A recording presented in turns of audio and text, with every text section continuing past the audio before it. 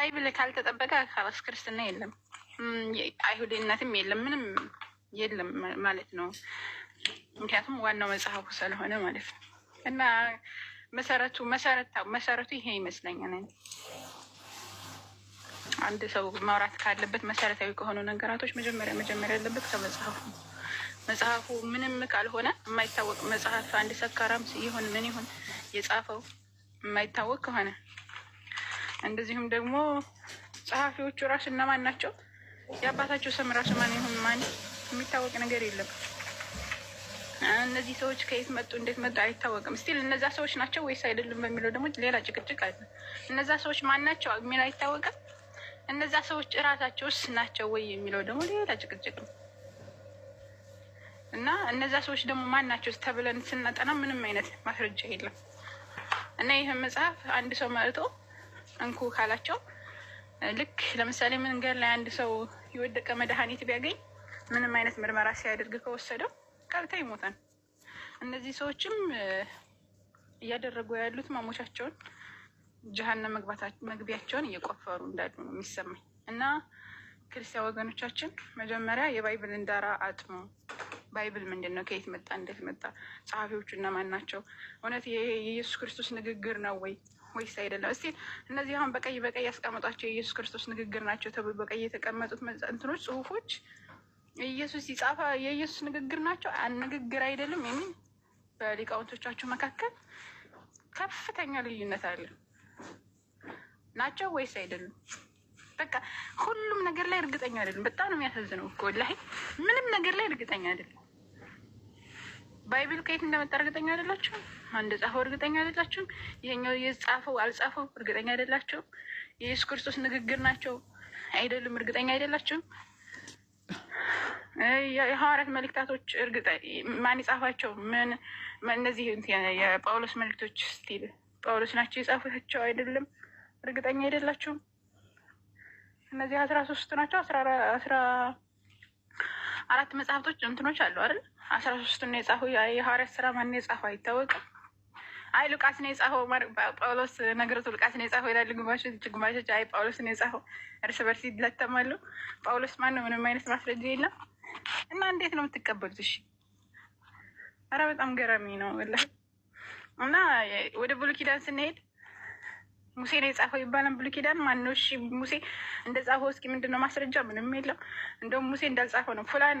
በቃ ስለ ሙሴ ሶስተኛ ሰው ነው የሚተርከው ባይብል ላይ፣ ኦሪት ላይ ከዘፍጥረት እስከ ዘዳግም ድረስ አንድ ቦታ ላይ ነው የምላቸው። ማነው ከዘፍጥረት እስከ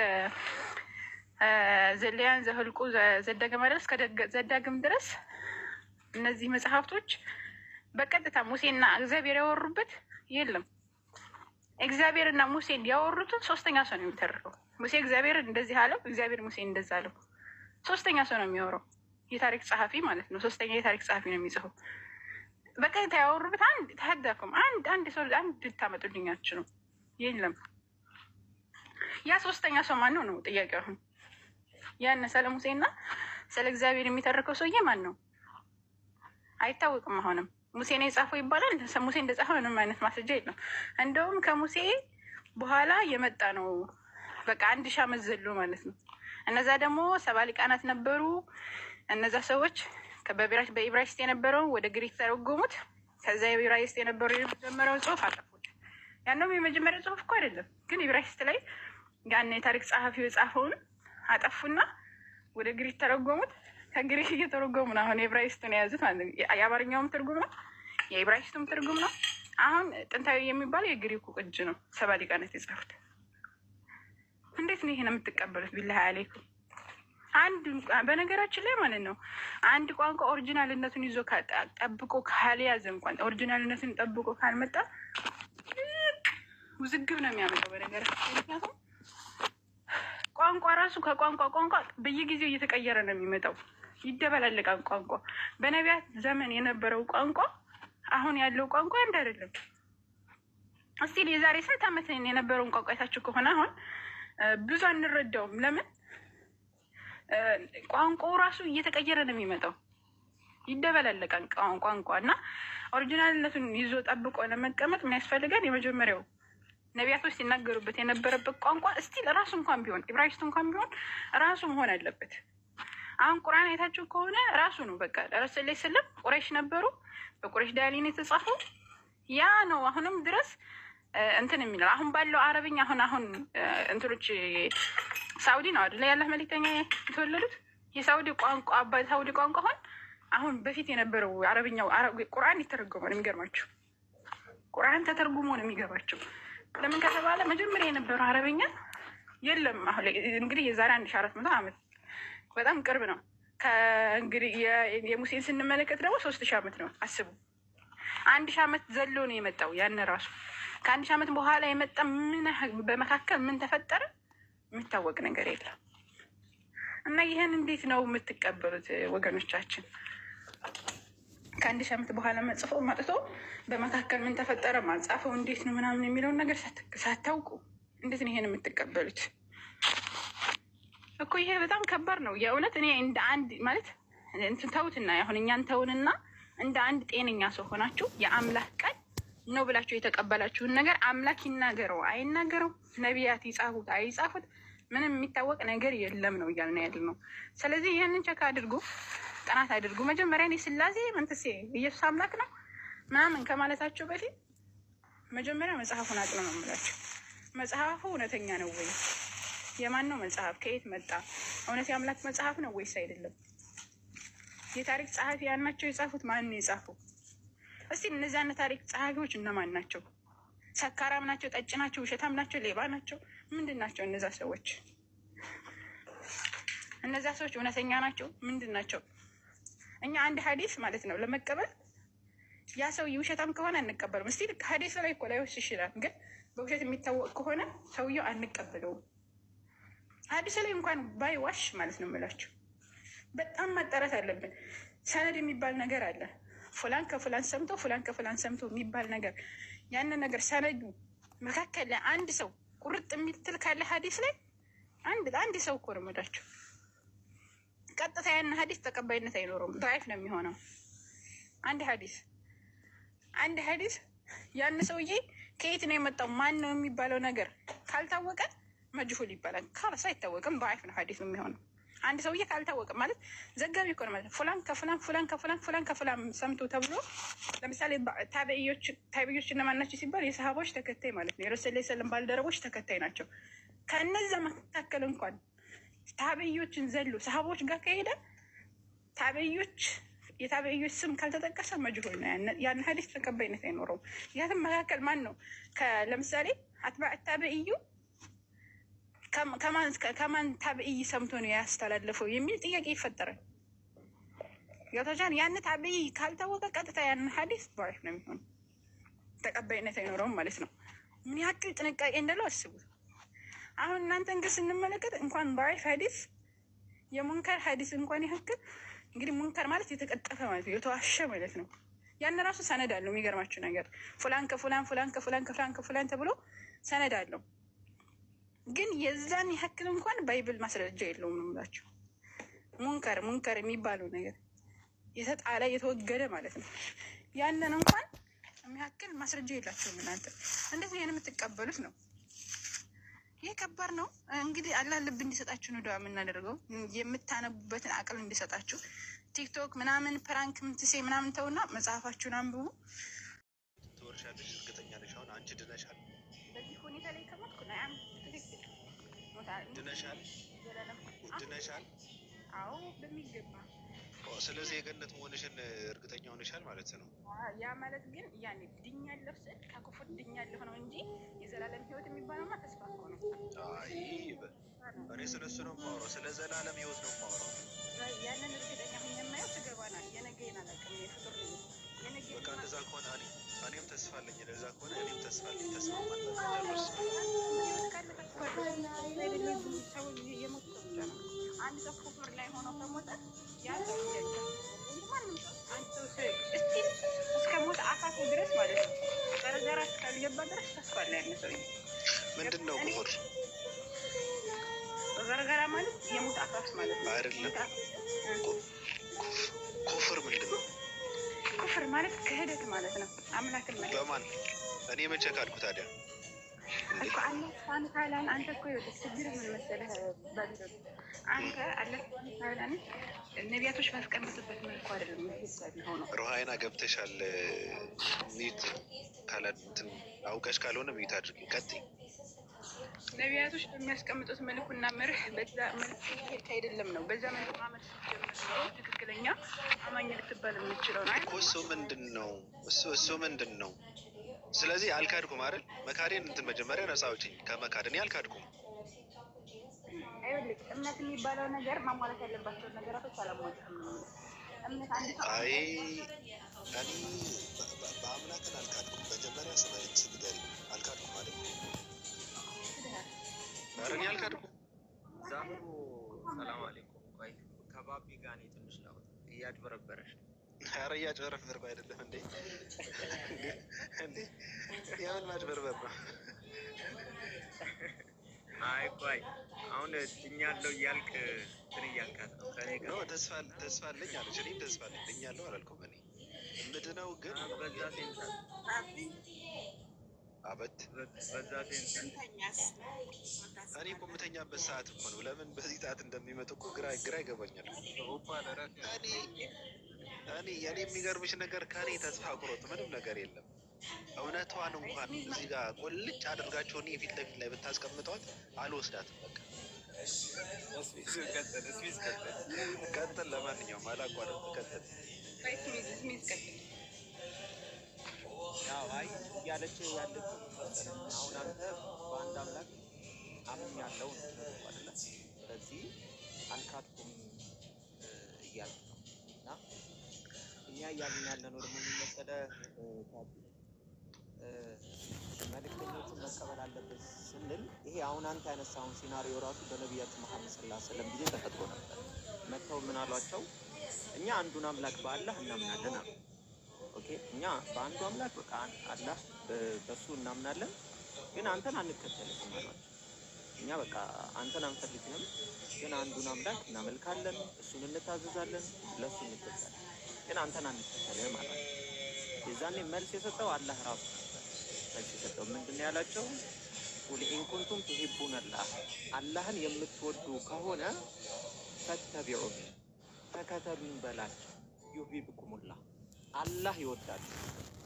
አየሁ የአላህ መውደድ ራሱ ያለው ነቢዩ መሐመድን በመከተል አላህ ራሱ ነው መልስ የሰጠው።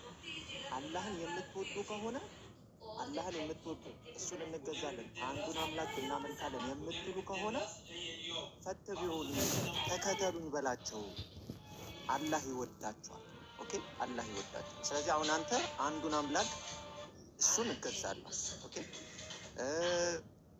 እሱን አመልካለሁ የምትል ከሆነ የእሱን ውዴታና የምታመልከው ራሱ ተቀባይነት እንድታገኝ እሳቸውን ራሱ መከተል ግዴታ ነው። የእሱን ቅቡልነት ራሱ የምታገኘው በእሳቸው በኩል ነው ማለት ነው። ለምን ከተባለ ላኪው የላከውን መልእክተኛ አለ። ያንን መልእክተኛ አልፈልግምና ብሎ መናቅና አለመከተል ወይም ደግሞ እሳቸውን መተው ላኪውንም እንደመናቅ፣ መልእክተኛውን አለመቀበል ላኪውን ራሱ አለመቀበል። ኦኬ ሶ ነቢዩ መሐመድን አለመቀበል ራሱ ነቢዩ መሐመድን አለመቀበል እና እሳቸው መልእክተኛ መሆናቸውን አለመቀበል ራሱ ያ ላኪው መጀመሪያ የላካቸው ላኪ ራሱ ትክክል አይደለም ብሎ ማስተባበል ነው። ኢንዳይሬክትሊ ባይ ዲፎልት ማለት ነው። ገብቷል? ስለዚህ ግዴታ ለመዳን ምን ያስፈልጋል? ያ ላኪው አንዱ አምላክ እሱ መሆኑን ከተቀበልክ በኋላ ያ ላኪው ደግሞ ለእኛ ሮል ሞዴል በዚህ ምድር ላይ እንድንኖር ራሱ ነው ሮል ሞዴል ተከተሏቸው ብሎ ያዘዘን ማለት ነው። ይሄ እኚህ ሮል ሞዴል የሆኑትን ራሱ መከተልና መውደድም መከተልም ግዴታ ነው። ያለምንም ኦፕሽን የለውም ማለት ነው። ካልሆነ አምላክ ራሱ እኛን ራሱ አይቀበልንም ማለት ነው። የምናደርገውን በአጠቃላይ ነገር ራሱ አይቀበልም፣ ትክክለኛው መስመር ከሆነ ማለት ነው። አንተ ድነሃል? አሁን ወደ እሱ ጥያቄ ነው። ኢስላሚክ ላይ እኛም ድነሃል ወይ ተብሎ ሲጠየቅ ምንድን ነው የምንመልሰው? ኮንዲሽናል ሳሊቬሽን ነው የእኛ እስልምና። ምን ማለት ነው ኮንዲሽናል ሳሊቬሽን ብሎ ማለት? ያለምንም ጥርጥር አላህ ሱብሓነሁ ወተዓላ ዋዕድ ያደረገው ወይም ደግሞ ቃል የገባውን ነገር ይፈጽማል። ቃል የገባው ምንድን ነው ከተባለ ለምሳሌ ይሄ የመዳኛ መንገድ ነው ብሎ ያስቀመጠልን መስመር አለ። እሱም እስልምናና እስልምና ብቻ ነው። አንድ ሰው በዚህ እስልምናው ተመርቶ ከሄደ መጨረሻው የዘላለም ህይወት የመዳኛው መንገድ እንደሚያገኝ ግልጽ ነው። ግን አሁን ነጥቡ ምንድን ነው? ይሄ መስመሩ ጀነት ያስገባል አያስገባም ሳይሆን የኔ ኮንዲሽን ነው። የኔ ኮንዲሽን ብሎ ማለት ምንድን ነው? እኔ በዛ መስመር ላይ ቀጥ ብዬ እኖራለሁ እዘልቃለሁ ወይስ አልዘልቅም? ፖይንቱ ያ እንጂ መስመሩ ዘላለም ህይወት የሚያስገኝ መሆኑ ምንም ጥርጥር የለውም። እኔ ግን እዛ መስመር ላይ ተገኝቼ ያንን መስመር ኦኬ እከተላለሁ ወይስ አልከተልም? አግኝተኛል ሀሳቤ። ስለዚህ እዚህ እስልምናው ላይ ጸንቼ የምኖርና የምቀጥል ከሆነ አላህ ሱብሓነሁ ወተዓላ ቃሉን የሚያጥፍ ጌታ ስላልሆነ በዛ በዘላለማዊ ጀነት ያስገባኛል። ምንም ጥርጥር የለውም 100%። አይደለም ድነሃል ወይ ድነሃል ወይ? እኔ ስሚዝ እንዳላቋረጠህ ነው እንትን ብለው እንጂ እኔ እንትን ምንድን ነው ቃል በቃል ማውራት ነው ደስ እናንተ እንደምትወዱት ማለት ነው። አንተ ድነሃል? አዎ። ግን ኮንዲሽናል እርግጠኛ ነህ? ገብቶሃል? ኮንዲሽናል ገብቶሃል? አልገባኝ። አዎ ድኛለሁ። ስለዚህ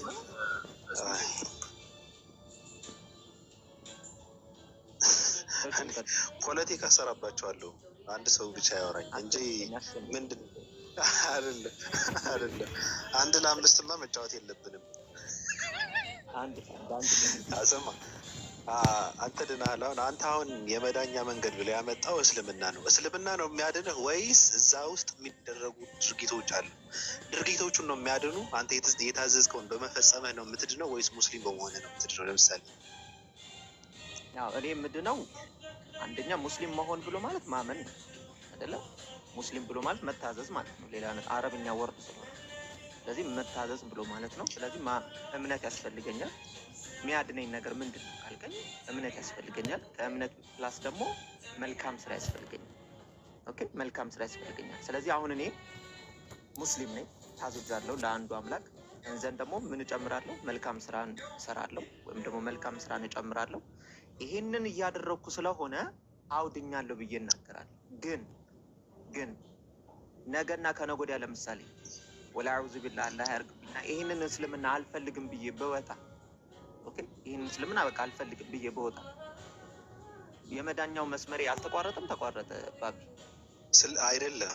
እሱ ብቻ ሳይሆን እዛ ውስጥ እያለ አንተ ከእስልምና ሳትወጣ ለምሳሌ አድርግ የተባልከውን ነገር ባታደርግስ ትድናለህ? በጣም ጥሩ። ስለዚህ አሁን እስልምና ውስጥ ግን ከእስልምና ሰርክል ውስጥ ግን አልወጣም። ከዛ አልወጣም፣ ግን እዛ ውስጥ ሆነ አድርግ የተባልከው የታዘዝከውን ድርጊት ባታደርግ ትወጣለህ? ስለዚህ ከእስልምና ሰርክል ውስጥ ሆኜ ብዙ ግን የማጠፋቸው ነገሮች አሉ ወይ? ይሄ የብዙ ሰው አሁን ያለበት ሲናሪዮ። አንድ ሰው ሙስሊም ነው ግን ብዙ ለምሳሌ አታድርግ የተባለውን እያደረገ ወንጀልም እኮ ይሰራል። ሙስሊም በአጠቃላይ አሁን ወንጀል እንሰራለን፣ እንሳሳታለን፣ ኦኬ ብዙ ነገር እናደርጋለን። ያ የሰራናቸው ስራዎች ግን ከእስልምና የማያስወጡን ከሆነ ይሄንን በእስልምና ሰርክል ውስጥ ነው የምናወራው። ስለዚህ የማያስወጡን ከሆነ ከእስልምናችን የማያስወጡን ስራዎችን ሰርተን ከሆነ ግን ጥፋት አለብን፣ ግን ሙስሊም ነን። ጥፋቶች አሉ። እሱ አይደለም ጥያቄ። አሁን ለአንተ ለምሳሌ በአንድ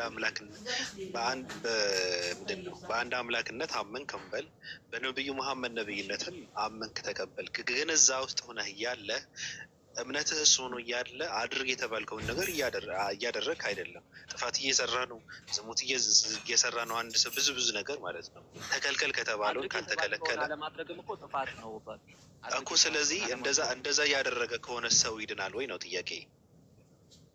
አዎ እኮ እሱን ልነግርህ ነው። ያ ጥፋቱ ምንድን ነው የሚለውን ይወስነዋል ብዬ እሱን ዲስቲንጉሽ ላደርግልን። ያጠፋው ጥፋት ለምሳሌ አድርግ የተባልከውን አለማድረግም ጥፋት በዚህ እንጂ ግዴታ ጥፋት ብሎ ማለት ዝሙት መስራት ምናምን ብቻ አይደለም፣ መስረቅ ምናምን ብቻ ሳይሆን አድርግ የተባልናቸውን ነገሮች ራሱ አለማድረግ ጥፋት ስለሆነ ማለት ነው። ስለዚህ እነዚህ ጥፋቶች ግን ከእስልምና የማያስወጡኝ ጥፋቶች ከሆኑ ከእስልምና ለምሳሌ አንዱን ብንወስድ ሰላት ከእስልምና አንድ ሙስሊም የሆነ ሰው ሰላት መስገድ ግዴታው፣ በቀን ውስጥ 5 ጊዜ ሰላት መስገድ ግዴታው። ይህንን ሰላት ግን የማይሰግድ ኮምፕሊትሊ ኢግኖር አድርጎ የተወሰው ካለ አሁን ይሄ ሰውዬ ወደ ምን ያስወጣዋል? እስልምናው ራሱ ይነጠቃል። ኦኬ እስልምናው ራሱ ያስወጣዋል። ይሄንን ኮምፕሊትሊ አለማድረግ ለዛ ነው ይለያያል ያልኩ። ስለዚህ እስልምና ውስጥ ሆኖ ግን አድርግ የተባለውን ሳያደርግ ቀርቶ ያ ያላደረገው ነገር ግን ከእስልምና የማያስወጣው ከሆነ ቅጣት ይጠብቀዋል። ግን ፋይናሊ ይሄ ዘላለም ይሄ ልጅ ይሄ ሰው ዘላለማዊ መኖሪያው ግን ጀነት ነው። ልድገመው ወይስ ገብቷል? በቂ ነው። በጣም በቃ ተግባባን ማለት ነው። ስለዚህ እስልምናችን ላይ ልጨምርለት አይጃ ይበቃቸዋል። በቂ ነው። ለምን 665 አትቀላቀሉም? ብላቸው ይጨምርለት። እግዚአብሔር ይጨምር፣ እግዚአብሔር ይጨምርለት። ይጨምር፣ ችግር የለውም ይጨምር። ዋሌኩም ሰላም ባቢ እንዴት ነው? አለን ቅዱስ ጃ ባቢ የሚገርም ነገር በእስልምና ሃይማኖት ሰው የገደለና እስክሪብቶ የሰረቀ አንድ አይነት ፍርድ የለውም። ሚዛናዊ የሆነ ፍርድ አሰጣጥ ነው የሚለው እና ላይክ ሙስሊም ማለት አንድን አምላክ የሚገዛ ማለት ነው፣ የሚታዘዝ ማለት ነው። መገዛት ማለት እሱ የሚልህን ነገር መቀበል እንጂ እሱ አለ ብለህ ስላመንክ ብቻ አይደለም። እሱ የሚልህን ነገር ሙሉ መቀበልና መታዘዝ ይቻላል። እና ምንድነው እኔ አሁን ለምሳሌ ድኛለሁ 100% አሁን ማለት ነው። ለምን ሲባል በአላህ እና በመልእክተኛው አምኛለሁ፣ እሱን የምገዛለሁ። ስለዚህ ይሄኛው ኮንዲሽን አሁን እዚህ ላይ ያለሁበት አሁን ኮንዲሽን ድኛለሁ። አሁን በሞት እኔ ጀነት ነው አሁን በሞት፣ ምክንያቱም እስልምና ላይ ስላለው ማለት ነው። ስለዚህ ይሄን እስልምናን ደግሞ የማስጠበቅ ኃላፊነት የኔ ነው። በቃ አይደለ የኔ ነው እንጂ የማንም አይደለም። ስለዚህ ኮንዲሽናል ያሉ ነገ የምጠብቀው ከሆነ እስከ መጨረሻ የምጠብቀው ከሆነ እድናለሁ ማለት ነው። እና ከዛ ነገር አንጻር ነው። እና እንዳልከው አንተ በአንድ አምላክ ታምናለህ። ያ አምላክ አላህ ነው ብለህ ታምናለህ? እኔ የስም ችግር የለብኝም። ኦኬ እሺ፣ እግዚአብሔር የሚባል ስም አለ። አሁን የአምላክ ስም ማለት ነው። እሱ ስም አሁን እሱ የአምላክ ስም አይደለም፣ የጣዖት ስም ነው እኮ። ታዲያ ችግር የለብኝም ማለት አሁን ችግር አለ ከእግዚአብሔር ጋር የሚገልጽ ከሆነ ነው እንዴ? የማይገልጽ ከሆነ አልቀበልም። አሁን ለምሳሌ አሁን ከአላህ ውጭ ለአምላክ የተገባ ስም ነው ብለህ የምታስበው ስም ምን አለ? ፒካጊሎ ለምሳሌ ምን ማለት አምላክ ማለት ነው? ፒካጊሎ በምንኛ ነው? በቃ ሰማያዊ ስም ነው እኮ። የተጸውዖና የባህሪ ስም የሚባል ነገር አለ። የምን ስም ነው? አሁን አላህ የሚባለው ስም ራሱ ነው የሚያውቀው። ራሱ ለራሱ የተጠቀመበት ስም ነው። እሺ እኔው አላህ አምላክ መሆኑን ታምናለህ? ሰማይና ምድርን የፈጠረ አምላክ አላህ እንደሆነ ታምናለህ? ሰማይና ምድርን የፈጠረ አምላክ አላህ እንደሆነ ታምናለህ ነው። እሺ ነቢዩ መሐመድ ከዛ ከአላህ ተልከዋል ብለህ ታምናለህ? አይ ስለሱ ሳወራ ነበር እኮ። ነቢዩ መሐመድ አይደለም የምልበት ምክንያት እስከሌለኝ ድረስ አይደሉም ማለት አልችልም። ናቸው የምልበት ምክንያት ካገኘሁም ናቸው እላለሁ። አለቀ። እሱ ነው መልሴ። ኦኬ ነቢዩ መሐመድ ነቢይ ናቸው የምትልበትን ምክንያት አላገኘህም? አይ ብዙ ጊዜ ሳወራ ነበረ ስለዚህ ጉዳይ። ግን ቅዱስ ጃ ብዙ ጊዜ አውርቼበታለሁ። የሚገርም ነገር ድገምልኝ አለ። አልገባኝም። ችግር የለውም። የነብይነት መስፈርት ግን ሰው የሚሰፍርበት የነብይነት መስፈርት እስካሁን አልገባኝም። ሰው የሚሰፍርበት ሳይሆን አሁን ለምሳሌ እኮ መስፈርቱ ምንድን ነው? አሁን አንተ ለምሳሌ የነብይነት መስፈርት ምንድን ነው? የነብይነት መስፈርት ማለት እነዛ ሰዎች የተለያዩ የሆኑ መስፈርቶች አሉ። አንደኛ ነገር ግልጠተ መለኮት ሊኖራቸው ይገባል። ግልጠተ መለኮት ደግሞ ያለፈውን ነገር የሚያወራ አሁንም ያለውን ነገር የሚናገርና ወደፊት የሚመጣውን ነገር የሚናገር ማለት ነው። ሁለተኛ ነገር ደግሞ ይዘውት የመጡት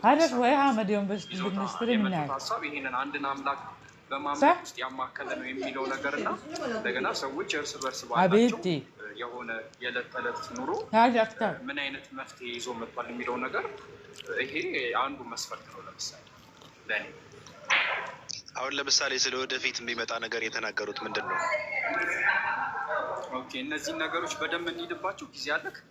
ጊዜ የለኝም፣ ግን አጠር አድርገህ። ጊዜ የለኝም፣ ልተኛ ነው። ግን አሁን ለምሳሌ ለወደፊት ትንቢት ከተናገሩ ሜጀር የሆነ ነገር እንድትይዝ በደንብ የሆነ ጥሩ ነገር እንድትይዝ ጊዜ ስጠንና 1 ሰዓት ቢሆን ስጠንና ቆንጆ የሆነ እንትን እንስጥክ። ጊዜ የለኝም። ነገሩን ነካ አድርጉትና ነገሩ ለወደፊት የሚመጣውን ነገር የተናገሩት የለኝም።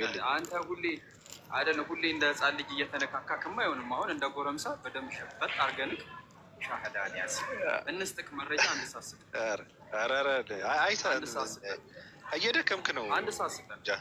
እየደከምክ ነው። አይደለም 1 ሰዓት ጊዜ የለኝም እኮ አይደለም። 1 ሰዓት ስጠንና እኛ ነብዩ መሐመድ ስላለፈው ነገር ስለሚመጣው ነገር ቃል በቃል እንሰጣለን። የዛኔ ነብይነታቸውን ትቀበላለህ። ተቀበልኩ አልተቀበልኩ ትርጉም እኮ የለውም። አሁን ጊዜ የለኝም። 1 ሰዓት ጊዜ የለኝም። እኔ ነገሩን ነካ አድርግልኝና ነገሩ ነገንም አልመጣም። እኔ አልመጣም፣ ግን ነገሩን ነካ አድርግልኝ። ዝም ብለህ ለመናገር ፈቃደኛ እየሆንክ አይደለም። ምን መሰለህ እንደዛ ነው። እኔ ለወደፊት ቀላል ነገር እኮ አይደለም። እኔ አነበዋለሁ፣ ንገረኝና ስለሱ ነገር ሰርች አደርጋለሁ። ችግር የለብኝም። ለወደፊት አሁን የሚመጣ ነገር የተናገሩት ንገረኝ ዝም ብለህ። እሱ ነው የሚያስፈልገኝ። በቃ እሺ፣ ችግር የለውም። አሁን ለምሳሌ ነብዩ መሐመድ ከተናገሯቸው ንግግሮች ውስጥ አንዱ ስለ መኪና፣ ስለ አውሮፕላን፣ እንደገና ደግሞ የአረቡ ሀገራት ወደፊት በዚህ ዘመን ለምለም እንደሚሆን ትንቢት ተናግረው ነበረ። እንዲያውን ዝም ብዬ ከምነግር ብዬ በመረጃ ልነግርህ ነበረ። ጊዜ የለኝም ማለት ነው። እና አረቡ ዓለም ሰሃራ እንደሆነ ነው የማውቀው። የምን መለምለም ነው? እሱን እንስጥ መረጃ። በመረጃ ሰዓት የሚሰጠን እኮ መረጃ እየከፈትን እንደሰለጠነ ሰው የሚታወቅ ነገር እንዴት ነው መረጃ የምሰጠኝ? እኔ ሰሃራና አፈር ነው የማውቀው፣ አቧራ ነው የማውቀው። እንደዛ ነው አይደለ? ስጠን 1 ሰዓትና እንሂድበት ወይ ነገ 1 ሰዓት የለኝ። ቀደም ብለን እንምጣ። ሰው ፈልጎ ሌላ ሰው ፈልጎ ነው የለኝም። ሌላ ጊዜ ቀጠሮ ይኑርና ቀጠሮ። የምን ቀጠሮ? ከዛ በኋላ አንድ ቀን የምን ቀጠሮ? አይ ሪሊ አለ ወይ የለም ትንቢት የተናገሯቸው የሚለው ባይዘው ትንቢት በመጽሐፍ ደረጃ ነው የሚወጣው። ያን 2 የሚወራ አይደል? በመጽሐፍ ደረጃ አለ። ግን እኔ ከዛ በፊት ግን አንተ አምላክ ቅድም ጃቢር ሲልህ አላህ ብለህ እኔ እቀበለዋለሁ ብለህ የተናገርከው ግን ማንም ሰው አላህ ሊል ይችላል። ሪሊ ግን ትክክለኛው ባህሪያቱ ትክክለኛ ሆኖን አላህ ትቀበላለህ ወይ የሚለውን ነው ነጥቡ። እዛችን ባህሪያቱ ምንድን ነው? ባህሪያቱ እሱ ነው ነጥቡ። እሱን ነው ለመሰለህ ከዛ ያልኩህ። ክርስቲያኖች ራሱ አላህ ይላሉ። ማንኛውም ሰው አላህ ይላል። ግን ትክክለኛውን አላህ የሚለውን ለማወቅ ለምሳሌ አንተ ያ አላህ ብለህ ሰማይና ምድርን የፈጠረው አምላክ ብለህ የተቀበልከው ስንት ነው? በመጀመሪያ 1 ነው፣ 2 ነው፣ 3 ነው? ያ በቁጥር ደረጃ ራሱ አንዱ ይወስነዋል። ስለዚህ ባቢ አላህ ብሎ የተቀበለው አምላክ ስንት ነው?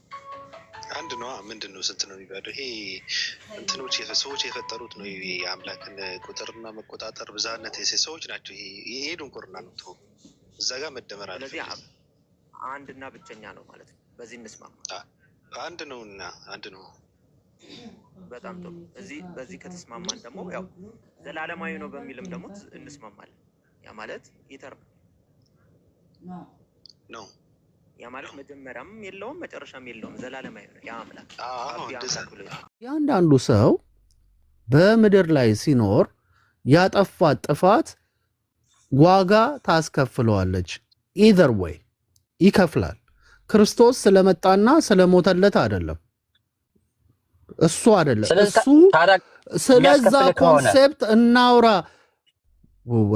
የሚያስከፍልህ ከሆነ የምታደርገው ድርጊት የሚያስከፍልህና የሚያስጠይቅህ ከሆነ የክርስቶስ ሞተልን፣ ተሰቀለልን፣ ከፈልልን፣ መስዋዕት ሆንልን ማለቱ ምንድን ነው ጥቅሙ?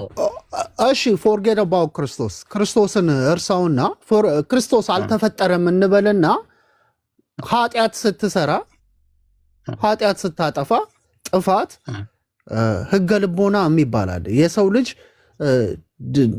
የራሱ የተፈጠረበት ፍጥረቱ ራሱ ስለዛ ነገር ጥፋት አጥፍቻለሁ ብሎ እድሜ ዘላለሙን ያ ጥፋት ሀንት ያደርገዋል። ያጠፋው ጥፋት ያ ምን ይባላል? ሰብ ኮንሽስ በሆነበት ሰብ ኮንሽስ ሌቭሉ የሰው ልጅ የማሰብ እንትን ሌቭሉ እየጨመረ ሲመጣ ያ ነገር ወይኔ የዛኔ አጥፍቻለሁ ብሎ ይመጣል። ይኸውልህ ኢየሱስም ሲመጣልህ መሐመድም ሲመጣልህ መሐመድ አትቀላቀል አትቀላቀል።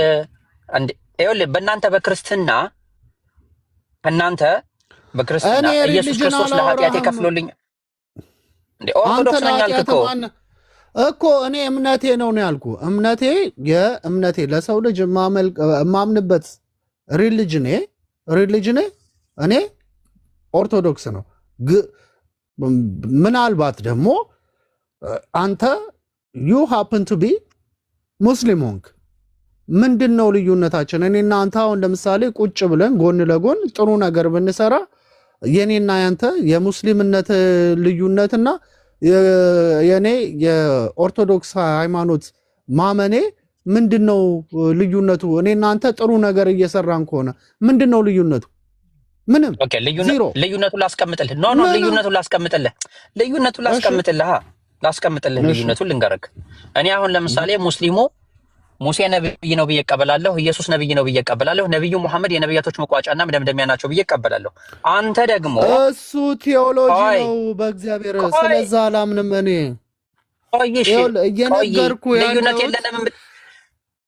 አንተ ጥሩ ነገር እያደረግክ ይኸውልህ።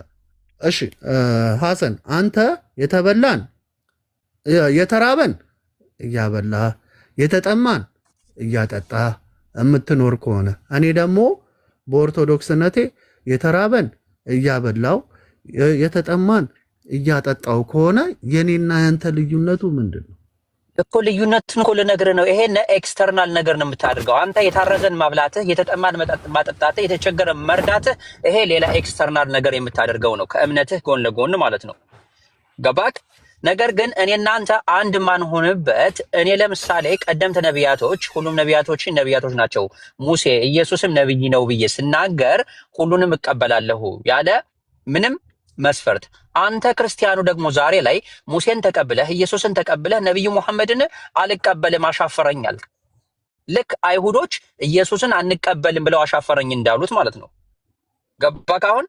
ስለዚህ አሁን አንተ ኦርቶዶክስ ነኝ እያልክ ነው። ከኦርቶዶክስ ውጭ ያለ ሰው እንደ እምነቱ ባይብል እንደሚናገረው አንተ ጋር ብለው አንተ ገነት የምትገባ ብትሆን የገነትን ትኬት ለምሳሌ ብትይዝ ሌሎች ሰዎች ኦርቶዶክስ ያልሆኑ ሰዎች ትኬቱ አላቸው የላቸው? ይህንን እኮ ቅድምም እኮ እያልኩ የመጨረሻውን ትርክት አመጣው። የሰው ልጅ ከሞተ ሞተ ነው። ምንም እኔ አፍተር ላይፍ ላይ አላምንም። ስለ አፍተር ላይፍ አሁን ለምሳሌ ላንብብልህ ኦርቶዶክስ ስለ አፍተር ላይፍ ገሃነም ገነት የምትለኝን እኔ አላምንም። የለም በእኔ በሀሳቤ የለም። ይኸውልሽ ላንብብልህ። አዳምጥ። መጽሐፉን ስላላነበብክ እኮ ነው አንተ። መጽሐፉን አላነበብከው። መጽሐፉን ብታነበው ደግሞ መቀበል አትፈልግም ወይ? አንብቤውም ቢሆን ራሱ ይኸውልህ እኔ ባይብልን ሳነብ ማለት ነው የሰውን ልጅ ለመግራት የሰው ልጅ በበጎ መንገድ እንዲሄድ የተደረገ ለመግራት የተጻፈ ነው እንጂ አሁን ለምሳሌ አንተ ስትሞት ሄቨን ይጠብቅሃል። አንተ የት ላይ ነው የተገራኸው? አንተ እኮ አሁን ያፈነገጥክ ነህ እንጂ የተገራህ አይደለም። መጽሐፉን አንብበህ አሁን አንተ ተገርቻለሁ እያልክ ነው? አዎ በደንብ ተገርቻለሁ። እሺ በደንብ ከተገራህ ላንብብልህና ተከተል። መጽሐፈ መቃብያን ሳልስ ምዕራፍ 6 ላይ ምን ይላል መሰለህ? የምትሞቱበትን ቀን አስቡ። ኦርቶዶክስ ነህ፣ በሰማንያ አህዱ ትቀበላለህ፣ ታምናለህ። የምትሞቱበትን ቀን አስቡ። ነፍሳችሁ ከስጋችሁ በምትለይበት ጊዜ፣ ገንዘባችሁንም ለሌላ በምትተውበት ጊዜ፣ ወደማታውቁትን መንገድ በምትሄዱበት ጊዜ የምትመጣባችሁን አስቧት። የሚቀበሏችሁ ክፉዎች ናቸው፣ በመልካቸውም ጥፎዎች ናቸው፣ በግርማቸውም የሚያስፈሩ ናቸው። ቃላችሁን አይሰሙም፣ ቃላቸውንም አትሰሙም። የአምላካችሁን የእግዚአብሔርንም ፍቃድ ስላላደረጋችሁ በለመናችኋቸው ጊዜ አይመልስሏችሁም። ስለዚህም እጅግ ያስፈሯችኋል፣ አጋንንት ይፈሯቸዋልና። የእግዚአብሔርን ፈቃድ በሚፈጽሙ ሰዎች ግን ፍርሃት የለባቸውም፣ በኃጥአን ነፍሳትም አጋንንት ይዘባበቱባቸዋል እያለ እየተናገረ ነው። አንተ ይህንን ቀን የምትሞትበትን ቀን ከሞትም በኋላ ያለውን ነገር ትፈራለህ ወይስ አትፈራም? ያሰጋሃል ወይስ አያሰጋህም? ምንም የሚያሰጋ ነገር የለም። የሚያሰጋህ ነገር ከሌለ አንተ ያፈነገጥክ ነህ እንጂ ያመንክ አይደለህም። ይሁን አንብቤልሃለሁ እንግዲህ እኮ እኔም እኮ አንተ የምትለውን ነገርኩህ እኮ ነገርኩህ። ይኸው ከሞታችሁ በኋላ ገሃነም ትገባለህ ወይስ ገሃነም አስባለሁ ማቃጠር ነው አሰን ነግሬው ነበር ብለህ ልታቃጠር ገሃነም ትገባለህ። እኔ እንግዲህ ተናግሬያለሁኝ። እኔ መጽሐፉ ልገራበት ነው፣ ሰዎች ሊገሩበት ነው እያልክ ነበር። አንተ ግን ጭራሽ እንኳን ልትገራ ይቀርና ለመሰበር ትንሽ ነው የቀረህ። ተጣመህ ከመጽሐፉ አፈንግጠህ መጽሐፉ የማይልህን ነገር እየኖርክ ነው ህይወትህን። እሺ አሁን ለምሳሌ ዮሐንስ ራእይን ሂድና አንብበውና እንደዚህ እሳት ይበላችኋል ምናምን ስትባል ያ ሊበላይ ነው ብላምን ብለህ ትደነግጣለህ። ይሄን መጽሐፍ አሁን ያነበብኩትን ትቀበለዋለህ አትቀበለውም? ለሰው ልጆች ይሄ አሁን ለምሳሌ ይኸውልህ ልጆችን ስታሳድግ እፉ ይበልሃል፣ እሳት ይበላል። እሳቱን እንዲነካው አፈልግም፣ ግን ይሄ እሳት ነው፣ እሳቱን ግን እንዳነካ ብለን መጽሐፍ ቅዱስም ያ ነው ስራው፣ ፐርፐዙ ያ ነው፣ ሌላ ነገር የለውም። አሁን ሌላ ክርስቲያን ይግባ። አንተ እየመረጥክና እንትን እያልክ ነው የምትቀበል።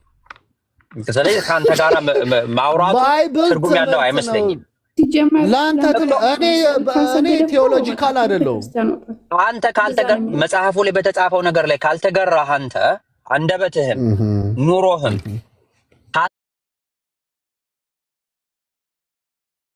ካልተገራ እንዴት ነው ልትገራ የምትችለው? ልቅ ለበቅ ተይዞ ወይም ዱላ ተይዞ ሰይፍ ተይዞ ነው አንተ ልትገራ የምትችለው ወይስ እንዴት ነው? እንደ እያነበብኩልህ እኮ ነው። ምንድነው የሚለው እዚህ ጋር? ኃጥአን ወዮላቸው የምትሞቱበትን ቀን ሳትደርስባችሁ ለራሳችሁ አልቅሱ፣ ከሞታችሁ በኋላ ያለፈው ዘመናችሁ አይመለስም። ነገር ግን ወደ እግዚአብሔር ፊት በደረሳችሁ ጊዜ ያለ መከራና ያለ ደዌ በደስታ ትኖሩ ዘንድ ዘመናችሁ ሳያልፍ ባላችሁበት ንስሐ ግቡ። ከእግዚአብሔር ወደሚያርቅ ከንቱ ፈቃድ እንዳይስባችሁ በእናንተ ጽኑ። ነቀፋና መቀማጠል መብልና ደስታን መውደድ አይገኝባችሁ። ያለ ልክ የጠገበች ሰውነት የእግዚአብሔርን ስም አታስብምና የዳቢሎስ መንፈስ ያድርባታል እንጂ በእርሷ የሕይወት መንፈስ አያድርባትም እያለ እየተናገረ ነው መጽሐፉ። ዳቢሎስ ማን ነው? እኔ አላውቀውም። ዳቢሎስ የሚባል ሰው አላውቅም። ዳቢሎስን አታውቀውም? እግዚአብሔርን ያመፀው አዳምም የተፈጠረው በዳቢሎስ ፈንታ እንደሆነ አታውቅም? ይሄን ማነው ዳቢሎስ?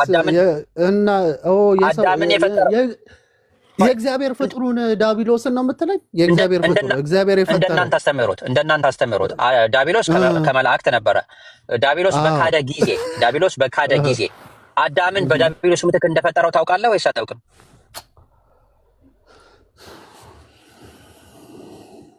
አታውቅም?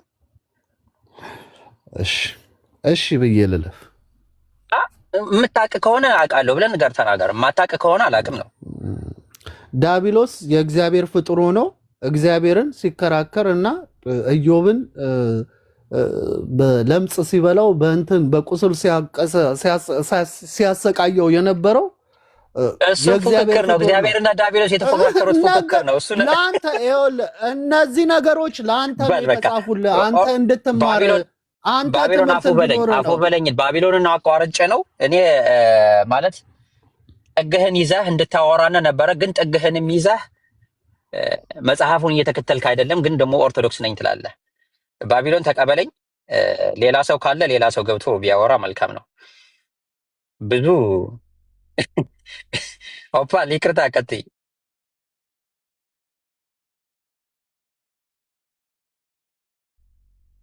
ወይ ሀሲ ነው ጨረሳችሁ? ሀናዬ መጣች አልቀበልም ብሏል። ደግሞ ኦርቶዶክሶች ደግሞ ለማርያም ስዕል ያልሰገደ ስም አጠራሩ አይታወቅ ይጥፋ ነው የሚለውና እኔ ምን አገባኝ? ስሜ በጠፋባችሁ መታወቂያ ያሳያለሁ እያለ እኮ ነው ወንድሜ። ምንም ነው የማታመጡት አንቺና ሀሰን። ይሄ ልጅ እንኳን ገድላት ሊቀበልና እንኳን ገድላትን ሊቀበል ይቅርና ባይብሉን እንኳን በስርዓት የሚቀበል ሰው አይደለም ልጁ። መርጦ ነው የሚቀበለው። አንበሳ ነው። ግሩም ነው። ቀጥሉ። እንዲህ አይነት ትውልዶች በጣም ብዙ ነው የምታየው ወደፊት። የራሱ አንደርስታንዲንግ ነው በነገርህ ላይ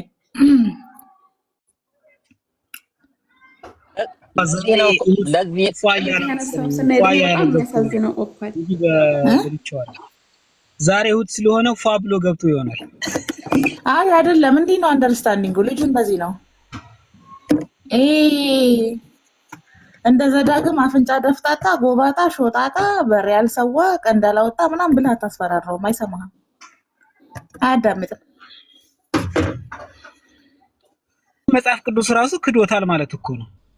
ግማሹን ነው የሚቀበለው መርጦ።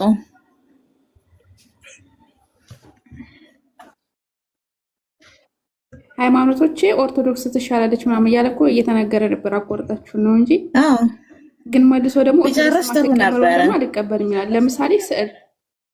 አይ እሱን እኮ ነው የምልሽ። በደንብ ብትሰሙት እንደውም ያበደ ሀሳብ ነበረ።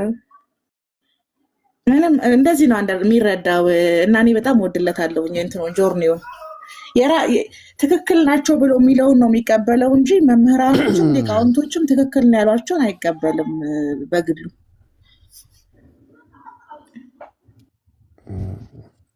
አሁን ይቅርታ፣ አሁን ነው የመጣሁት። እንዴት ናችሁ? እንደምን ተፋሰሱ እኮ ሀሰንና በራስ ቤት እኔ በግድ መጽሐፍ ቅዱስን ሙሉን ካልተቀበልክ እያለኝ አልቀበልም። እና ኦርቶዶክስ ነኝ ካልክ ምን ይልሃል ታዲያ? ኦርቶዶክስ ነኝ ካልከው እኮ እኔ አሁን ለምሳሌ በኦርቶዶክስነቴ እኔ የምጠይቃቸው ጥያቄዎች የራሴ ጥያቄዎች አሉ። እኔ ግን ሶፋር ሪሊጅን ዋይዝ ላይ ስንሄድ ከካቶሊክም በለው ከሙስሊምም በለው ከጂውሽም በለው ከፕሮቴስታንትም በለው የኦርቶዶክስ ሺህ ጊዜ ለኮሚኒቲ ለህብረተሰብ ሺህ ጊዜ የኦርቶዶክስ እንትን ቀኖናዎች ይጠቅማሉ ለህብረተሰብ ህብረተሰብን ጋይድ ለማድረግ የሰው ልጅ በጣም ወረስት አኒማል ነው። አንበሳ ገዳይ ነው ትላለህ አይደለ? ኖ እንደ ሰው ልጅ ግን ገዳይ የለም። አንበሳ አራዊት ነው ትላለህ፣ ጨካኝ ነው። ወይም ደግሞ ሌሎችን ጅብንም አራዊት ነው ጨካኝ ነው ትላለህ አይደል? ግን እንደ ሰው ልጅ ጨካኝ የለም። በጣም መርሲፉል የሆነ ነው የሰው ልጅ። የሰው ልብ እያወጣ የእንስሳትን ልብ እያወጣ እየበላ ጀግና ያረጋል እየተባለ የሚሰበክበት ታይም አለ። ምንድን ነው የምናወራው? ቤቱ አሁን ትክክል እኮ ነው። የሰው ልጅ አሁን መጥፎ ነው። አሁን ለነዚህ ህዝብ ነው አሁን ኢየሱስ ሞታል ብለህ በጣም የሚያሳዝነው እኮ እሱ ነው። አሁን ኢየሱስ ሞት ነበረበት። እሱን እኮ ነው የሰውን ልጅ ለማስተማር ኢየሱስ መሞት ነበረበት። እና እነዚህ ድርጊቶችን እንትን ሰው አሁን መገዳደል ራሱ የተማረው ከዛ ነው ብዬ ነው የማስበው። እንዳንተ ከሄድም ይኸውልሽ ኢየሱስ ያንን ሁላ ይኸውልሽ አንዴ ኢየሱስ ያንን ሁላ ጥሩ ነገር እያደረገ የሰው ልጅ የመረጠው ማንን ነው? በርባንን ነበር አይደል እንዴ? በታሪኩ ላይ ካያችሁት። አሁን ስቶ እኔ እሱ አይመለከተኝም። እና እንደዚህ አይነት ድርጊቶችን እንትን የምታደርግበት ህግ አላት ኦርቶዶክስ እያልክ ነው? እኔ እንግዲህ ሙሉ ለሙሉ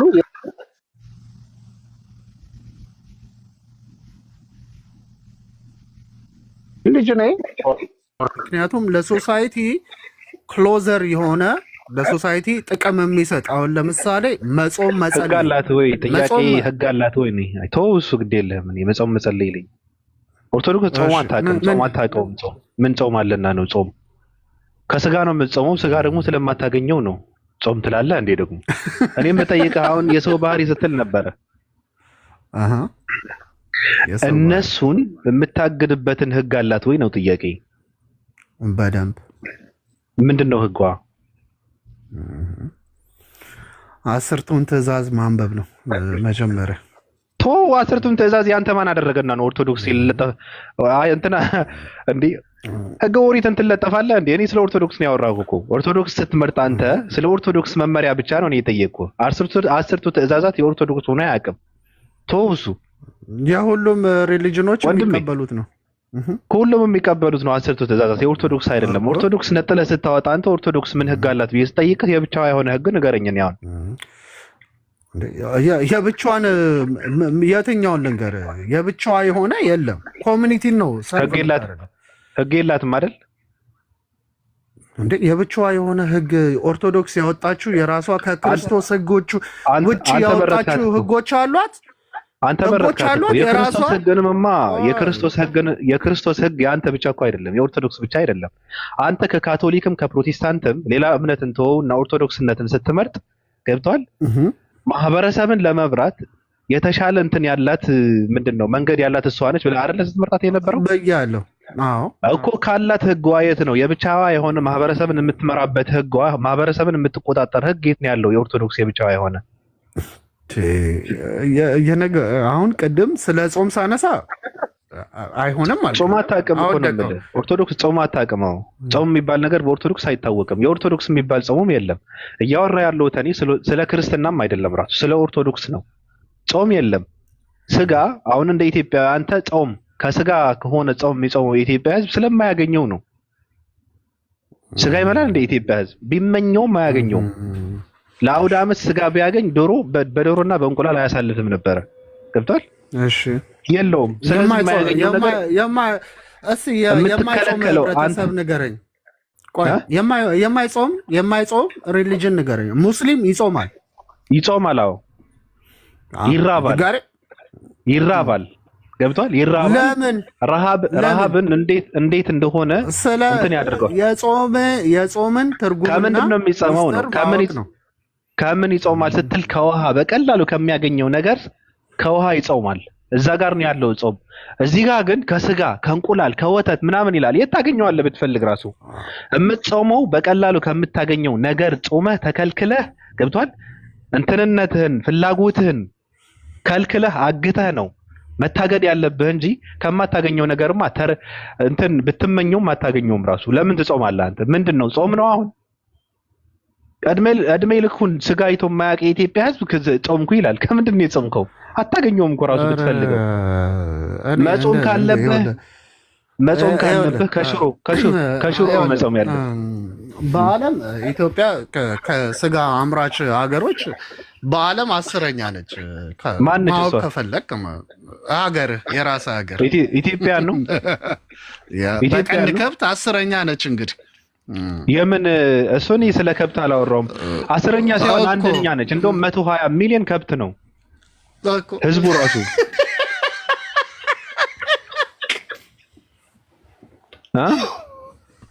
ከአንተ ጭምር ማለት ነው። እኔንም ጨምር። እኔ አምልጫለሁ። ተወኝ በእናትህ። ኦርቶዶክስ ብለህ ደግሞ የተረት እንትን ይዘህ መጥተህ እኔ ጋር እንዴት እንግባባለን? እኔ አሁን እኔ ሳወራህ እንደ ወጣት ነው ሳወራህ የነበረው። በመሀል ግን ፈረስክብኝ። ኦርቶዶክስ ነች የተሻለችው፣ ህግ አላት፣ ማህበረሰብን እንትን የምታደርግበት ምናምን ቅብርጥስ። ኧረ ተው። እሺ አንተ በኢትዮጵያ እኔ ተወኝ፣ በቃ ተወኝ። ቴረር ኦርጋናይዜሽን ያለው ማን ነው? አሁን ተወኝ። እኔ አሁን በቃ ከሌላ ሰው ጋር እናውራ። ብዙ አውርታችኋል እናንተ። አሁን ከያሲ ጋር አውርታችኋል። ከኔ ጋር ልትቀጥል ነበረ። በቃ ፈረሰበት። የኦርቶዶክስ ስም ሲጠራ የሚያማችሁ ሰዎች አላችሁ። ይቅርታ። ቆይ ብዙ ለምንድን ነው የማትከብረውን ህግ እኮ ነው እዚህ ጋር መጥተህ የምታወራን። ህግ አለን እያልክ። አዎ አይ አም ናት ፐርፌክት። አይ አም ናት አብሶሉት የሆንኩ ሰው አይደለም። ፐርፌክት ስለሆንክ አይደለም፣ አልተቀበለውም ነው ከነጨራሹ። አንዱን ፐርፌክት አይደለም ይላል። እቀበለዋለሁ። ይኸው ገናን ኢየሱስን ሞተልን የምትሉት እኮ ምክንያታችሁ ለዚህ ነው። እኔ ፐርፌክት በዛ አይደለንም ላምንም እኮ ትላላችሁ። አልኩኝ። ኢየሱስ ግን አላምንም ተሰቅሎልናል፣ በዛ። ሞቶልናል። አንድም ኃጢአት የሌለበት ትሉታላችሁ ኢየሱስን። እሺ መሐመድ ተሰቀለልን፣ ሞተልን። ለምንድን ነው የሚሰቀል? ራስህን ቻል፣ እዛው ራስህን ቻል። ደንበር አትለፍ። አሁን አትገለፍጥ። አሁን እየተሳደብክ ነው። ስለኔ ኢየሱስ አትናገር። አሁን ስለኔ እየተሳደብክ ነው። ኢየሱስ አትናገር። የኔ ኢየሱስ ያንተ ነው እንደ ኢየሱስ መሞት የለበትም ነው ያልኩኝ እኔ። ያሲው ቆይ ይቅርታ፣ በጣም ይቅርታ፣ በጣም ይቅርታ። ኢየሱስ ያንተ ነው እንዴ? ለሁላችንም የመጣ ነው። ስለ ሁላችን ከሆነ አይመለከም። ስለኔ አታንሳ አትበለዋ እንዴ? ጠየቀኝ። እኔ ጠየቀኝ ሳይሆን ስለ ኢየሱስ ሐሳብ ሲሰጥ ስማ፣ ስለ ኢየሱስ ሐሳብ ሲሰጥ አንተ ስለኔ ኢየሱስ ሐሳብ መስጠት አትችልም ማለት አትችልም። የሁላችን ከሆነ አዎ አታውቀውም አልኩት። ስለማያምንበት ማንን ነው? ያው ሐሰን ነው። ማንን ነው የማያምንበት? ኢየሱስን አያምንበትም። እሱም የሚያምነው ኢየሱስ ያምንበታል። ስማ ይሄ እኮ ነው ችግር። አንተ ውስን የሆነ እውቀት ነው ያለ። ሆነ እኔና ብዙ እንገነጠላለን። በቅቶናል። ልመልስልህ እንዴ? ስማ እንደውም ኢየሱስ ከአንተ ጋር ይልቅ ሐሰን ጋር የተከበረ ነው። ገብቶሃል? አንተ ፈጥፍጠህ ቸንክረህ ገለህ ቀብረህ ነው ያስነሳው። ሐሰን ጋር ግን አልተሰቀለም አልተገደለም ነው። በቃ የተከበረ ነው። ማንንም ሊነካው አይገባም ነው አለ ኢየሱስ ይምጣና እንደገና ልንገለው እንፈልጋለን እኛ ክርስቲያኖች። በቃ ቴንክ ዩ እስኪ ጭንቅላቴን 1-3 ጊዜ የምችኝ ማሬ ከኋላ አመሰግናለሁ። ብዙ ሌላ ጊዜ ና እሺ። ሌላ ሰው የሚገባ ስላለ ቦታዋን ለቀቅ አድርጋት ለሌላ ሰው። አመሰግናለሁ። በኢየሱስ ከመጣህብኝም አናተን ብዬ ነው ማባረህ ነበረው፣ ግን በክብር ውረድ፣ ሌላ ሰው ይግባ።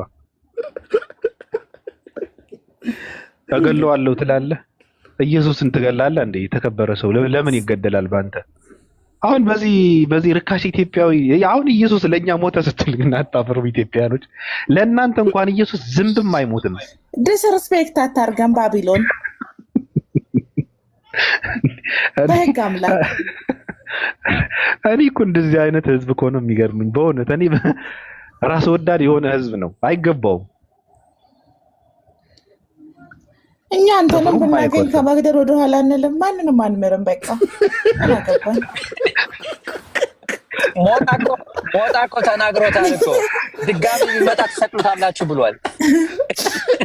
ቀላል አዎ፣ ስለተናገረ እኮ ነው፣ ራሱ እኮ ስለተናገረ ነው።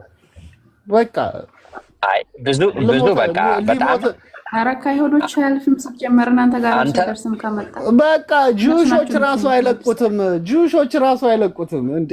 አረና ግባ ነው የሚሉት እነሱ። በምቀኝነት የገደሉትን እኮ ነው እናንተ ዛሬ ክርስቲያኖች ለኃጢአታችን ተሞተልን ተሰቀለልን እያላችሁ የምትበጠብጡ። እስቲ ይሄ የክርስቲያኖች ወሬ ነው። ሙስሊሞች ሲወያው እኛ እንዲሞት አንፈልግም። እኛ አንተ ለምትሰራው ስራ አንተ ነህ መክፈል ያለብህ። ቄሌንጦ መውረድ ካለብህ አንተ ነህ ወደ ቄሌንጦ የምትላከው ላጠፋኸው ጥፋት ማለት ነው። ኢየሱስን ግን ማስገደል ኢየሱስን ሞቶልናል፣ ተገርፎልናል፣ ከዛ በኋላ ደግሞ በሶስተኛው ቀን ተነስቶልናል እያላችሁ እንደፈለጋችሁ በዚህ ምድር ላይ ኖራችሁ ቅድም እንዳልከው አንተ አይ አልችልም መዘሞት እንትን መቆጣጠር ይከብደኛል ምናምን ምክንያት ነው የምታበዛ። አሁንም ይኸውልህ ሐሰን፣ እኔ አሁንም ላረጋግጥልህ የምፈልገው ባይብል የተጻፈልን የክርስቶስ መምጣትና ለሰው ልጅ መሞትን ሪዘሬክሽንን ያሳየን ያስተማረበት መንገዱ የሰው ልጅን ከመጥፎነት ወደ ጥሩነት ወደ በጎነት እንዲሄድ ነው። እኛ የሰው ልጆች ገዳዮች አይደለም። ኢየሱስ ራሱ እንደናንተ መጽሐፍ እኮ ኢየሱስን ራሱ እኮ ጥፋተኛ ታደርጉታላችሁ። ደንቆሮ ብሎ ተሳድቧል። እናንተ የፍኝት ልጆች ብሎ ተሳድቧል። እንደዚህ ብላችሁ የጻፋችሁ እኮ ናችሁ እናንተ ኢየሱስን በተመለከተ። አዎ። ስለዚህ እንዴት ነው እሱ አንተንና እኔን የሚያስተምረን እንደዛ እያለ እየተሳደበ? ካልገባህ እንግዲህ አይ ብዙ ይበቃል። ለዛሬ ይበቃል። ለዛሬ መጽሐፍ ታነባለህ። ቆይ እስቲ ዝም ብለህ መጽሐፍ ስታነብ ምንድን ነው የምፈልገው? ከዛ መጽሐፍ ውስጥ ምንድን ነው ማንበብ የምፈልገው? አንድ መጽሐፍ ማንበብ። ኦኬ፣ የሚያስተምረኝ እሺ አሁን ለምሳሌ አንድ መጽሐፍ ልጥቀስልህ። ፍቅር እስከ መቃብርን ስታነብ ምን ተማርክ? የሚያስተምረኝ ይኸውልህ መምህሬ ብዬ የምለው ከእኔ በብዙ ነገር የተሻለ መሆን አለበት። በተለይ መምህሬ ማለት ነው። ኦኬ ጭራሽ ደግሞ ነብይ ተብሎ እኔ ከአንተ የተሻለ ስነ ምግባሩ ያማረ እኔም ሆነ አንተ ሮል ሞዴል አድርገን ልንከተለው፣ ከዛ እሱን በመከተል ደግሞ ልጆቻችንን ደግሞ የምንወልዳቸውን ልጆቻችን በዛ ሮል ሞዴል ውስጥ ልንቀርጽ የምንችለው መሆን መቻል አለበት እንጂ አይ ወንድሙን ደንቆሮ ብሎ የተሳደበ የገሃነም ፍርድ ይገባዋል ብሎ ይናገራል አይደል እንደ ኢየሱስ አይናገርም እንዴ? ሐሰን እኔ ያልኩ የምጠይቅ ጥያቄ ከባይብል ውጪ ነው። አሁንም ባይብልን እኔ መሰረት አድርጌ እየጠየቅኩ አይደለም። ከመጽሐፎች ማውራት አልችልም። ይቅርታ ከባቢሎን ጋር ቀጥል። ከመጽሐፎች ማውራት ከፈለክ ከባቢሎን ጋር ቀጥል። አይ እኔ በቃ ይበቃል፣ ብዙ ይበቃናል። ኢየሱስ አታውቀው። እኔ ስለ ሪሊጅን ደንታ የለኝም፣ ግን ስማ ሪሊጅን ምንድነው ብትለኝ ኦርቶዶክስ ነኝ ነው ያልኩት። ሌላ ነገር ጥሩ ነው። ደንታ ቢኖረው ነበር የምትታመሙ። አሁን ኧረ ይበቃናል እንዴ ብዙ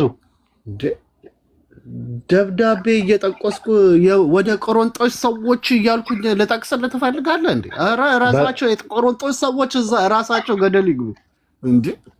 ኧረ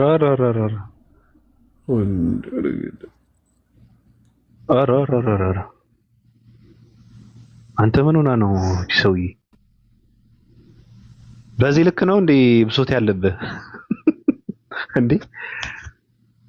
በዛ ኦርቶዶክስ ነኝ እያልክ በዚህ ልክ ኦርቶዶክስን ትሳደባለህ? ሰው እየጨለለ ነው። ምን እንደገባበት አላውቅም። ምን የሆነ ነው ትውልዱ ግን? የሰማንበት ይሄንን ሰውዬ መስማታችን በጣም ነው የሚያሳዝነው። የዚህ ደግሞ በጣም እንትን አለ። ሙሴ አሁን ራሱን ችሎ በቃ እንትን ያለ ነው። ይሄ ደግሞ ኦርቶዶክስ ነኝ ይላል፣ ግን ደግሞ መጽሐፍን አይቀበልም። ምን አይነት ትውልድ ነው ባለ? የሮሜ ሰዎች በአናታቸው ይዘቅዘቋሉ። ቀጥይ። እሺ አመሰግናለሁ። ምን ነው ኦርቶዶክስን ስለመረጠ እንደዚህ ሽቅምቢል ብር አደረገህ አንተ? እኔ ሰደባት እኮ ሰደባት። ማንን? ገደል ይግባ ሃይማኖት አለ እኮ።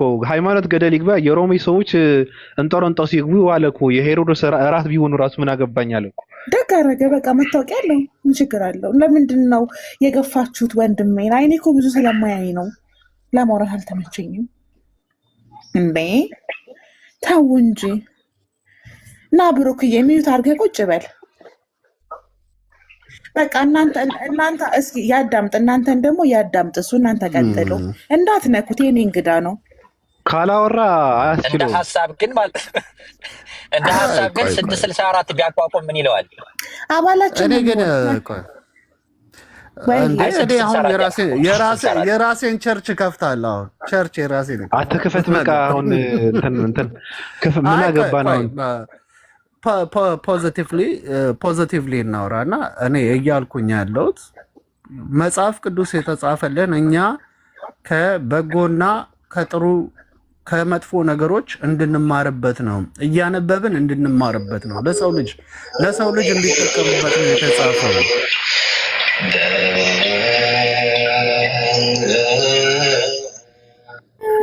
ቀጥል። ብዙ ሚዩት አድርግ በቃ። ሰውየው ተነሳበት ወደ ሞት ሊቀየር ነው። እዚሁ እያየን በቃ ሚዩት አድርግ። ብዙዬ እዚህ ቁጭ ብለህ ጉዳቸውን ስማ እስኪ። እነሱ ያውሩ። ደግሞ ወረደ እንዴ? አደነቆረኝ።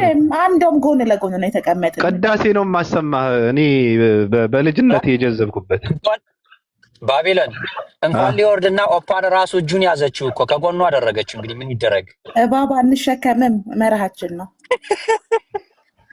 እንዳይወርድ እኮ እጁን ያዘችው እንትን ላይ እኮ ነው። ምንም ይልታዩ ታውቃለህ። ስለ ኦፓል ክብር ተቃጠልን። ኮሜንታተሮች የምር እኔ እኮ በቃ እንዴት እንደምወዳቸው አታውቁም። የኔ ምርጦች። እኔ ግን በጣም ነው የደነገጥኩት በአናቷ ትዘቅዘቅ ኦርቶዶክስ ሲል። ኧረ አንተ አፈር ብላ። እኔ እንደዛ አላልኩም፣ ማርያምን አላልኩም።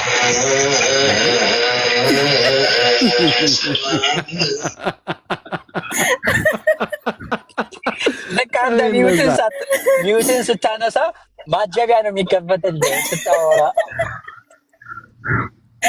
ወይ አልቻልኩም። ቀጥሉ በቃ የሆነ አልቻልኩም። በዚህ ካልታጀብ ልታወራ አትችልም። አሪፍ ማጀቢያ ነው ባቢሎን። እኔ ምን ላድርገው? ካላወራው አለ እኮ እንዴ በአፉ ነው እንደሚቀመጠው አላስቻለውም እንዴ። ዱከም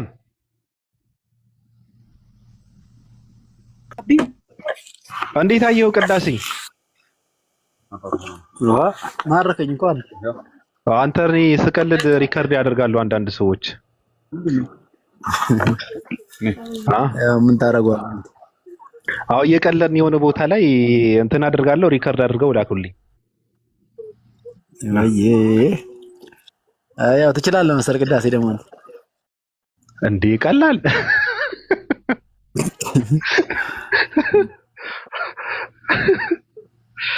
ማይክ ከሰጠኝ አስለቅስሃለሁ። ማይክ ብትሰጠኝ አስለቅስሃለሁ። እንደዛ ከሆነ ተከራክሶ ያውጣ። አንተው እንዴት ነህ? ተው የምን አባቱ እኔ ደህና ነኝ። ሁሉ ሰላም ነው አለው ጋር ተመችቶሃል? በለው እድለኛ ነህ በእናትህ። አንተ እኮ ኡስታዝ ወይድ እኮ ትንሽ እንትን ጠፋ አለ። ትንሽ የአንተ እድል ነው።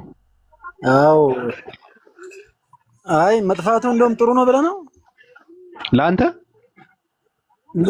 ሌላ እኮ የተመታ ተወክሎብኛል። በእናትህ ዳጊ የሚባል ሰውዬ ዳጊ አስተያየት እያደረገ ነው። እንደሱ እኮ አይደለም አጣጥፎ እንትን የሚጨምቅህ። አሁን እኮ ምንም የሚጨምቅ ሲያጣ ነው የጠፋው መሰለኝ። ሲጨመቅ ሲያጣ አይደለም ስራ ስለበዛበት ይሆናል እንጂ ምን የሚጠመቅማ እያየህ አይደል እንዴ? የቀወሰ ሰው እንደው በዝተዋል። ቀውስ አይጨምቅም እኮ እሱ ጤነኛ ነው የሚያቀውሰው እኮ ጤነኛ ያቀውሳል። ያ ያቀወሰው ሰው ደግሞ ወደ ጤናው ይመልሰዋል። ታዲያ ገና እኮ ናችሁ እናንተ እኮ አሁን ፓርቲቱ አለ እኮ ወደ ጤናችሁ የምትመለሱበት ሌላ ስራ እኮ አለ። ወሰድ መለሰ ነው እንደሚያደርገው እና ትቀልዳለህ እንዴ? ካልደፈረሰ አይጠራም የሚባለው ነገር አታውቅም? አይ ወሰድማ መለስማ የሚያደርገኝ ግዴታ ሻዳ ከያዝኩ ነው የሚመልሰኝ እንጂ እኔ የሚመልሰኝ አይመስለኝም። አንዳንድ ጊዜ እኮ አውቆ ይቀሰቅስና ከመሬት አጋይቶኝ ጥሎኝ ይሄዳል። ቀላል አጋጨህ እንዴ? ልክ ጠፋ ስል ደግሞ ምን ያለ መሰለህ፣ ምን ነው ጠፋ የውሃ ሽታ ሆንክ እኮ ይላል። ያው ድምፁን ታውቀዋለህ መቼም። ከዛ አፉ በለኝ ከተጫንኩ ምናምን ይላል። ኧረ ወይድማ አንተ ወይድ የዘመናችን ሶቅራጦስ በለው ከባድ ፈላስፋ ነው። አዎ በቃ ያባብልና አሽሙንሙኖ ወደ ጠልዞ ይከታል የሆነ ነገር ውስጥ ቀላል። የኔንማ አምላክ ይፍረደው። የኔና የሱን የትኛው አምላክ ነው የሚፈርደው? አለ የተባለው አምላክ ማንኛውም ይሁን ብቻ አምላክ ሆኖ ካለ ማለት ነው። እኔ መቀለጃ እንዳደረገኝ ይፍረድ ብቻ። አለ ወደ ተባለው አምላክ ለማገናኘት አይደለ እንዴ የሚጥረው እሱ ታዲያ ስራው። ኧረ እባክህ ደግሞ አንተ ተው፣ ጠለላቱን አንተ ተወራል። ምን ነው እኔ ፍርድ እፈልጋለሁ። ተው አንተ እንዴ አንተ ብቻዬን አስቀረኝ እኮ ምን አልባብ። የተፈረደበት አምላክ ይፈርድ ከሱ ነው ፍርድ የምትፈልገው? አሁን ለራሱ ፍርድ ይፈልጋል። አላልኩም አጠምጥም አላልኩም። አይ ስናወራ ነበር እኮ ቅድም ስለ እግዚአብሔሩ መጽሐፍ ቅዱስ ስናወራ ነበርና በጣም ነው የተገረምንበት። አንተ ምን አዲስ ነገር ተገኘ እንዴ? የብርሃን ምንጮች የሆኑ ፀሐይና ጨረቃን ከመፍጠሩ በፊት ብርሃን ከምንድን ነው የፈጠረው? እሱማ እሱ ላይ እኮ ውልክፍፍ ያለ ነገር እኮ ነው። ያ ብዙ ነገር እንትን ይላል፣ ግራ ያጋባል። እንዴት ነው እሱ?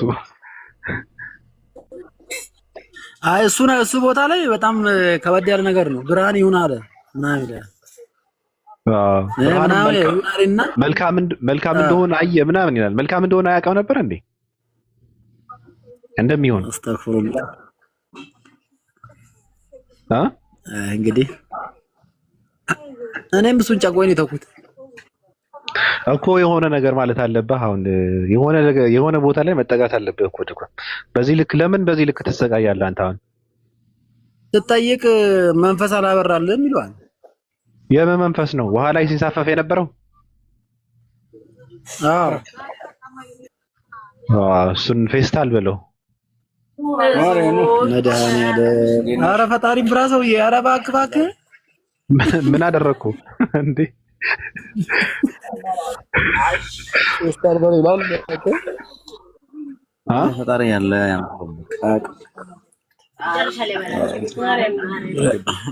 ኧረ ባቢ ጨነቀኝ። ለምንድን ነው የሚጨንቀህ እንዴ? ውሃ ላይ የእግዚአብሔር መንፈስ ውሃ ላይ ሰፎ ነበር አይደል እንደሚለው? ናና ክፈተው፣ አይዞህ እና ምን ልበለው ታዲያ? ኧረ ባቢ ተው ሽንት ያቃጠለኝ። አባቴ ሙት ተው እናትህ እንዴ። ምን አገናኘው? ኧረ የማይሆን መስመር ላይ እየነዳኸኝ ነው። እንትን ገደል ጫፍ ላይ ተመልሳ እንዴ። ኧረ ባለ ይብቃኝ ተው አንተ። እግዚአብሔር እንደ አንተ አባቴ ሙት አላበኝ። ፎቶ ላሳይኝ። ፎቶ አንስቼ እራሴ አላበኝ እንዴ። ምን አደረግኩ እኔ? መጥፎ ነገር መች ተናገርኩ እኔ? ኧረ ፌስታል ትላለህ እንዴ? ተንሳፈፈ ካለ እኮ የሚንሳፈፈው ፌስታል ነው ብዬ እኮ ነው። እሱማ ኩበት የሚንሳፈፋል እና ኩበት እንበለው።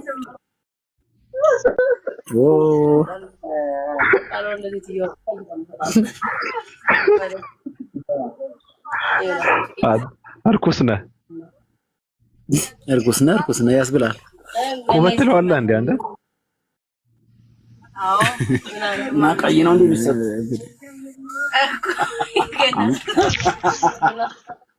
የምትለን ነገር አለ ዱከም? ባቢ ምንም የምለው ነገር ምንም የለኝም። ባቢ ከባድ ነው። ሰው ቤት ነህ? አዎ ጓደኛዬ ቤት ጠርቶኝ ቡና አፍልቶና እቤት ተኝቼ ነበር ደብሮ እሱ ጋር ነው። እኔ ለምንድን ነው ግን የኢትዮጵያ ሕዝብ በዚህ ልክ የሚጮኸው? ግን ዱከም ድህነት አደንቅሮት ነው። አዎ በድህነት ነው። ልክ ነህ። አዎ ድህነት ነው።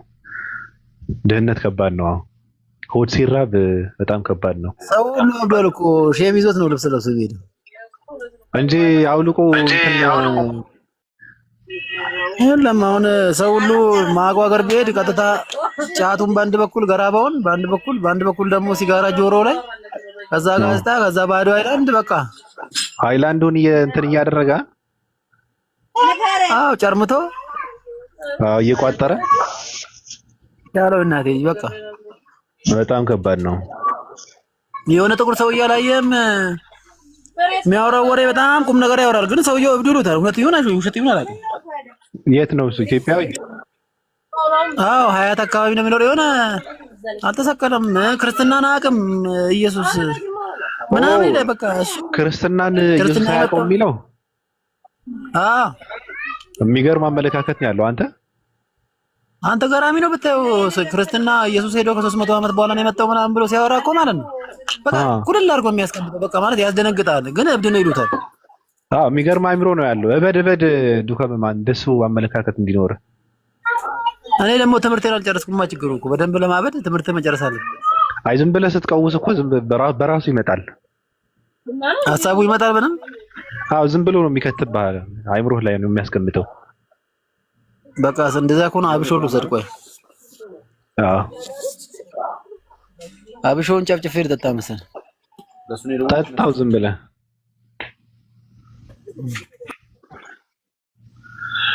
እሺ ጤላ እንዴት ነህ? ሰላም ነው አለን። እንዴት ነህ? ሁሉ መልካም ነው?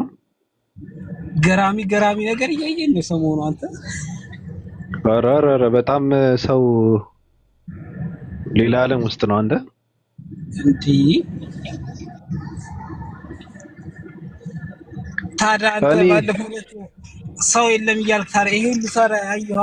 ሰው ተስፋ ቆርጧል እኮ ገብቶ ማውራት ይፈራል እንጂ እንደዚህ አይነት ብዙ ሰዎች አሉ። አየህ እና እኔ ኢየሱስ ክርስቶስ አምላክ አይደለም ብዬ ሰብካለሁ። ሰው እግዚአብሔርም ኢየሱስም ገደል ይጉ ይላል እንዴ? እንዴ ከባድ ነው። ቀድሞን ሄዶ የለ እንዴ እንዴ ሰው አንድ ሐሙስ ነው የቀረው ወንድሜ። ኧረ በጣም ከባድ ነው። ከባድ ደረጃ ላይ ነው ያለው እዚሁ። ዱከማው ለምሳሌ ገመድ የሆነች በቃ ትንሽ ገመድ ነው የቀረችው።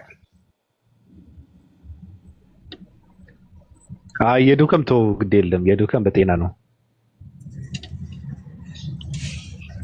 ግን ከበባድ ነገር ነው እያየናል። ከበባድ በጣም ማራሱ ዲቤት እያየሁኝ ነበረ። በጣም ኢምራን እያጨለላቸው ነው በጣም። ኢምራንን አንድ ቀን ገብቶ ብንጨዋወት አሪፍ ደስ ይለን ነበር። እንደውም አንድ ቀን የሆነ ሰዓት ላይ እንዳደረግነው እንደዛ አንድ ቀን እንትን ብለን ፍቃደኛ ከሆነ ብናወራ አሪፍ ነው አይደል? ትክክል መቶ ቤቱን ይባርከው። መባረክ ብቻ ሳይሆን ፈንተትም ማለት አለበት ስብከቱ እንዲዳረስ። ትክክል። እኔ ጋብዣለሁ፣ ከኔ በኩል ጋብዣለሁ። ሪከርድ አድርጋችሁ ይላኩለትና አንድ ቀን ፏ ብሎ ይዋልልኝ። ምን ሪከርድ ያስፈልጋል ብለህ ነው? እኔ በቴሌግራም እንዳላወራ ቴሌግራሜን እንትን ተደረገ፣ ተዘጋብኝ እኮ። እኔ ብዙ ሜሴጅ እየላኩልህ እኮ አታይም። ለምንድን ነው እያልኩት? የለም ዘጋብኝ እኮ።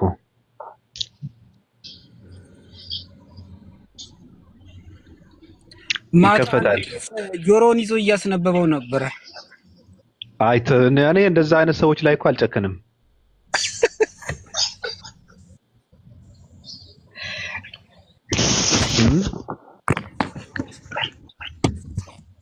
ዮሐንስ ወንጌል ላይ እንደዚህ ያለ ብለህ ስትለው እናታችን ቅድስት ድንግል ማርያም ይቅር ትበለህ ነው የሚልህ። እንደዚህ አይነት ሰው ስለ መጽሐፍ ቅዱስ እንኳን እያወራ ማለት ነው ምንም እውቀት የላቸውም።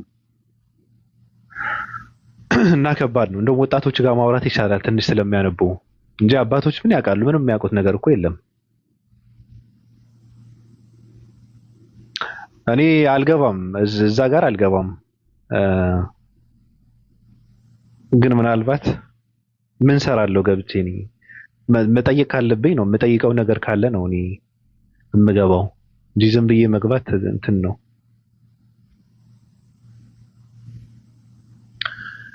የውይይት ጥሪ በሉት። የውይይት ጥሪ ያቀረብኩለት ነው በድርሳናትና በገድላትን በኩል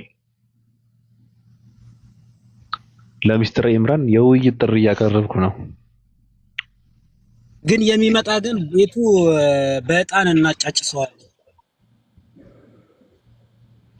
ናግባ እስኪ ሺቦሌት ከፖለቲካ ውጭ ምን አለ ይላል። በፖለቲካ እኮ ነው የምትኖረው አንተ። ዓለምን የምትመራው በፖለቲካ ነው። መሀይም ነው እንዴ? ቤተ አምልኮዎችን የሚሰሩት በፖለቲካ ነው። ዝም ብሎ ነው እንደሚሰራው። ፖለቲካ ብዙ ሰው ምንድነው ወንጀል ይመስለዋል። ያለ ፖለቲካ ዓለም ጨለማ ነው።